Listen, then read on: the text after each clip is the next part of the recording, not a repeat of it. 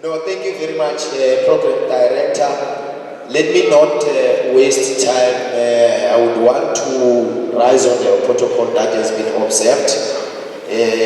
I'm feeling ukunyathela abantu ama-concert angabizana ngoba ngibonile noChebe angabizwanga base bathi awuchair committee ngembono yaSmile.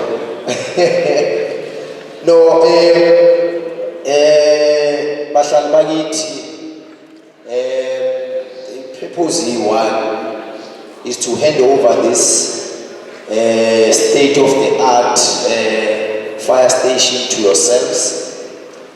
Ukuthi nikwazi ukuthi ninakekele to make sure that iyani service. But what we must also say, Executive Mayor, is that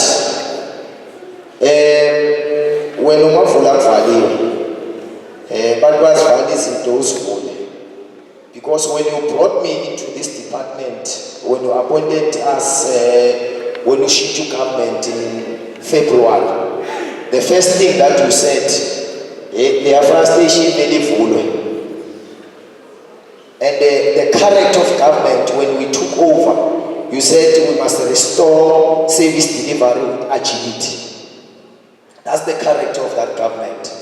And today we are demonstrating that, because with your own leadership, we are delivering this beautiful state-of-the-art fire station. Ntate Mkwena bazathi abantu bakaNgwenya bayenza izinto eziningi. Ukhansela wakaNgwenya, ucontractor kimkwena, uMMC uNgwenya. So Bakwena, they've taken over and made sure that we deliver. But we must also thank Ward Councillor has been resilient, because without seeing about council, and this fire station has seen the light of the day. We must thank Councillor Sipshayeleni Zanga for being resilient. Okunye okumele sikushayele izandla okuhle, one is that makubuildwa this fire station, 55 of semi-skilled and unskilled wabahlali have got an opportunity ukusebenza. That's the first one. Second to that, we had 10 subcontractors.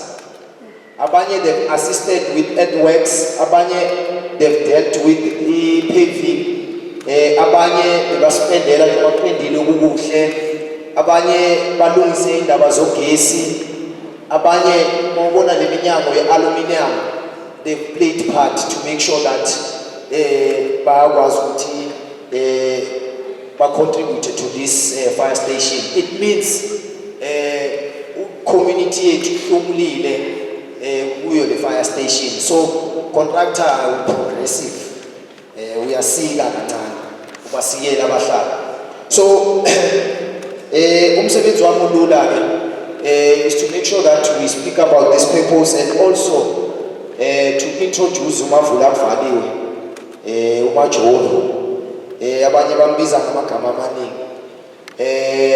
Executive Mayor is the former MMC for corporate and shared service, is the former MMC for water, sanitation, and electricity and ICT,